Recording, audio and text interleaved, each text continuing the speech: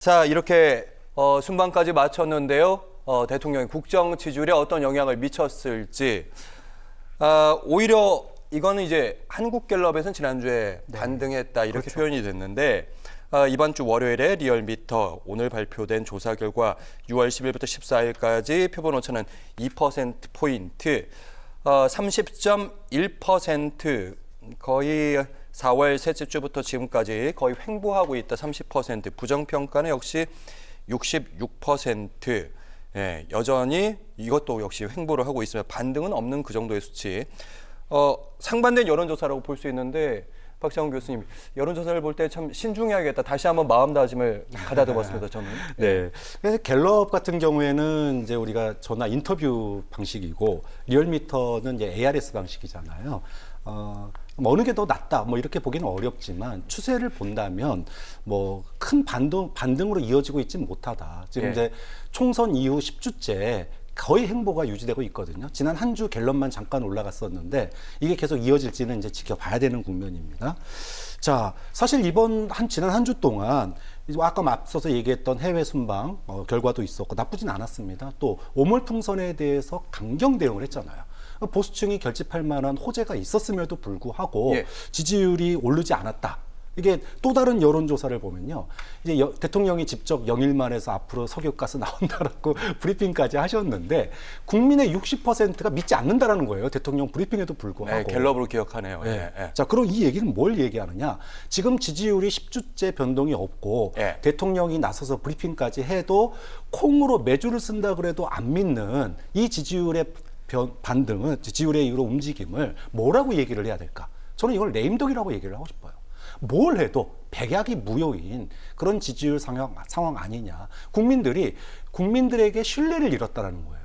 국민들에게 신뢰를 잃었기 때문에 뭘 해도 좋은 일을 해도 나쁜 일을 해도 거기서 어떤 커다란 반향이 오지 않는다는 게 지금 윤석열 대통령의 국정수행 지지율의 어떤 그 숨은 의미가 아닌가라고 생각을 합니다. 네. 일단은 지지율에 일희일비하지 않고 끝까지 가보겠다, 할 일은 하겠다 했던 윤 대통령인데 앞으로도 좀 과제도 산적하고 있습니다. 특히 오늘부터는 이제 서울대 의대 교수들이 집단 휴진 하고 있고 그래서 50%다, 60%다 이런 얘기 나오고 있는데 내일부터는 또 동네 병원까지요. 그러니까요. 참 걱정입니다. 그러니까 요즘에 제가 상당히 좀 조심하는 게 뭐냐면 다치지 말아야 되겠다. 다치면은 병원 가면은 내가 치료를 제때 못 받을 수 있겠다. 그리고 저희 부모님 연로하시거든요. 제발 좀 최근에는 아무 일도 없었으면 좋겠다. 그런 좀 생각이 들어요. 그렇게 의료 대란 때문에 많은 국민들이 걱정을 하고 있는데 과연 대통령과 정부가 제대로 좀 사태를 수습하기 위해서 노력을 하고 있는 것이냐, 좀 그런 생각이 들고, 의사들 나빠요. 환자들 버려두고 휴진하겠다고 그러고 환자들 내팽개쳐놓고 그냥 뭐 폐업하겠다고 그러고 이런 거는 옳지 못하다라는 좀 생각이 드는데, 그렇다고 정부가 또 너무 강경 대응하는 것도 옳지 않은 것 같아요. 정부는 최근 대응을 보면은 중증 순환 당직제로 진료 거부를 뭐 최소화하겠다, 피해를 최소화하겠다, 막 이렇게 하고, 또 초강수 드는 게 이제 피해가 발생할 때는 우리 구상권을 청구하겠다라는 거, 또한 건강보험 선지급을 제외하겠다, 이런 식의 얘기를 하고 있는데, 오늘 방금 전에 나온 기사들 있잖아요. 경찰이 의사 1000명이 고려제약에서 리베이트 받았다. 그래서 지금 의사들 1000명 입건하고 여러 가지 조사를 통해 가지고 의사들 좀 압박하는 거 아니냐, 이런 또 인상을 줘요. 우리가 항상 흔히 얘기하잖아요. 정부한테 밑보이면은 수사받을 거야, 조사받을 거야, 압수수색 받을 거야. 막 이런 것들이 이번에도 좀 현실화된 것이 아니냐. 왜 이 시점에 이렇게 의사 1000명을 이렇게 리베이트건으로 수사하고 조사하는 것인지, 그거는 의사들에게 또 다른 메시지를 주는 것이다 라고 말씀을 드리고, 그렇다고 서울대 의대 교수들이 국민 대다수가 찬성하고 있는 의대 정원 확대에 대해서 당신들 말이야, 전공의 처분 취소하지 않고 의대 정원 재조정하지 않으면은 우리는 휴진 취소 안 할 거야, 이런 식으로 무책임한 태도 보이는 것은 옳지 않은 것 같습니다.